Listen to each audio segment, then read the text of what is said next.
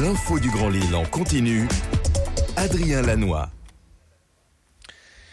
Jeudi 3 novembre, 7h30, l'info en direct, en images, en 8 minutes, l'info du Grand Lille, l'info qui avance avec vous. Ça démarre par vos prévisions météo ce matin. Du soleil, du ciel bleu, quelques rares nuages aujourd'hui, une belle impression générale, mais un temps frais tout de même en ce début novembre. Des températures de saison, c'est-à-dire 4 petits degrés seulement ce matin et à peine 10 ou 11 degrés pour cet après-midi, le tout sous le soleil. On en reparle bien sûr dans un instant après le journal avec vos prévisions complètes. L'image également à la une, c'est l'info trafic, la carte de la métropole lilloise en ce premier jour de rentrée après les 15 jours de vacances scolaires. Eh bien, l'info trafic reprend ses droits, les bouchons reprennent leurs droits surtout avec des ralentissements sur la 25, la RN41 et l'A1.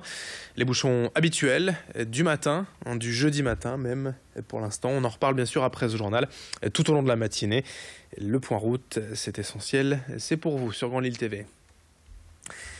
La première information de ce journal, le mois sans tabac, cette opération de sensibilisation du ministère de la Santé pour arrêter de fumer. Une première en France alors que le dispositif existe depuis quelques années déjà en Angleterre. L'objectif, c'est avant tout d'accompagner les fumeurs souhaitant stopper la cigarette, non pas en les culpabilisant, mais grâce à des messages positifs où chacun décide quand et comment arrêter. La durée de 30 jours sans tabac est symbolique, mais aussi efficace, car une fois passée cette période sans fumer, on a 5 fois plus de chances d'arrêter durablement la cigarette, avec 30% de fumeurs. Les Hauts-de-France sont la deuxième région de France la plus touchée par le tabagisme, mais ce chiffre a tendance tout de même à reculer depuis quelques années. Explication complémentaire au micro de Louis Caillé. C'est vrai que c'est long, c'est vrai que le fumeur a du mal à se projeter sur les 30 jours, à chaque jour son chemin. À chaque jour son encouragement, à chacun son chemin vers l'arrêt, même si c'est 1 jour, 2 jours, 3 jours. Ce qu'il compte dans ce mois sans tabac, c'est de pouvoir avoir un changement de son comportement tabagique et se questionner sur son tabac. S'interroger ce que représente le tabac dans leur vie, de pourquoi pas réduire le tabac, pourquoi pas arrêter s'ils sont prêts. En tout cas, les professionnels sont prêts pour les accompagner. Dans cette édition également, la sensibilisation de l'ADAV, l'association Droit au vélo pour un bon éclairage des 2 roues en ville durant l'hiver.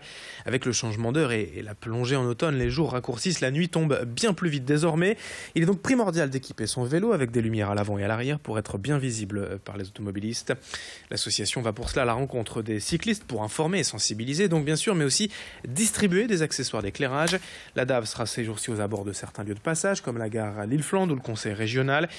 Dans d'autres lieux encore pour avertir les cyclistes des dangers de la nuit en ville à vélo. Explication au micro d'Idil Gunaï. Sur ces différentes opérations, on a des stands d'information. Donc on donne des kits d'éclairage avant et arrière, des petites réglettes qu'on met sur la jambe qui sont réfléchissantes. Et parfois sur ces stands, il peut y avoir des ventes de gilets réfléchissants qui sont obligatoires dans les zones hors agglomération. Et parfois du marquage de vélo. Donc ce marquage vélo permet aux gens, lorsque leur vélo est volé, ça leur donne une chance supplémentaire de le retrouver s'il est retrouvé par les forces de police. Quelques images aussi dans cette édition pour vous faire découvrir le lactarium du CHRU de Lille, créé en 1984 et intégré à la maternité Jeanne de Flandre en 1996. C'est le 2e centre de récolte de lait pasteurisé de France. 7000 litres de lait maternel sont ici recueillis chaque année, à destination essentiellement des bébés prématurés. À Jeanne de Flandre, il y a 2 manières de récupérer le lait, le don anonyme par les mamans souhaitant aider celles qui ne peuvent pas allaiter, et le don personnalisé lorsque la maman désire allaiter mais qu'elle ne peut pas donner son lait directement au sein. Elle va alors entrer dans un protocole de recueil de son lait. Et Xavier Silly est allé découvrir ces lieux et rencontrer une consultante en allaitement. On l'écoute. En 2015, nous avons collecté plus de 7000 litres de lait sur le département Nord-Pas-de-Calais. Nous avons eu pour l'année 2015 plus de 731 mamans qui ont donné. Alors ça, c'est pareil, il y a plus de dons personnalisés que de dons anonymes. Et enfin, un chiffre, puisque nous parcourons tout le département du Nord-Pas-de-Calais, à la fois pour aller rencontrer les mamans qui donnent à domicile, mais pour aller distribuer et réceptionner le lait de toutes les mamans dont les bébés sont hospitalisés dans les centres du Nord-Pas-de-Calais. Nous avons effectué plus de 75 000 km pour l'année 2015. Et puis on termine avec le grand angle de la rédaction aujourd'hui consacré au portrait de Moss Art, un artiste qui s'est spécialisé dans les œuvres créées à base de pochoirs. À 31 ans, ce nordiste commence à se faire un nom dans le milieu de la peinture et du street art. Ses œuvres sont en ce moment visibles dans quelques restaurants du Vieux-Lille, et notamment pendant tout le mois de novembre, également au restaurant La Sensation à Sizouin. Idil Gunay a rencontré pour nous ce passionné qui sort de l'ombre aujourd'hui.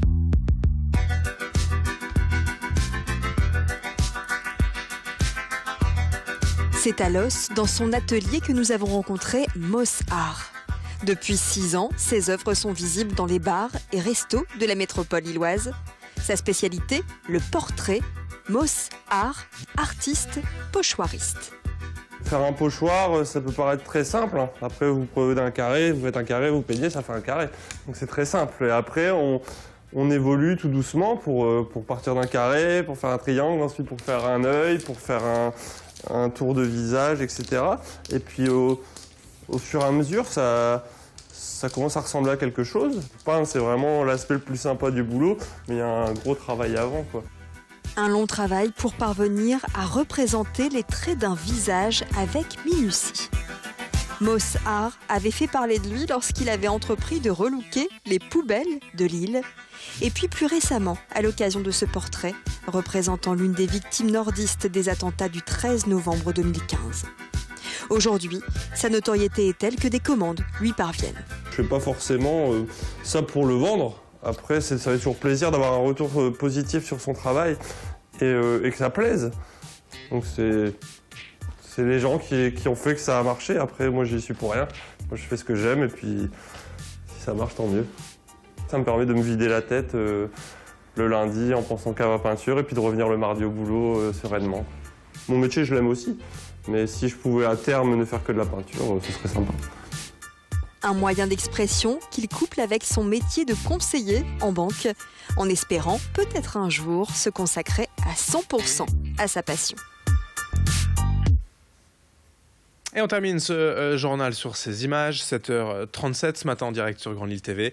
Et dans un instant, vos prévisions météo et l'infotrafic en temps réel. Belle journée à toutes et à tous.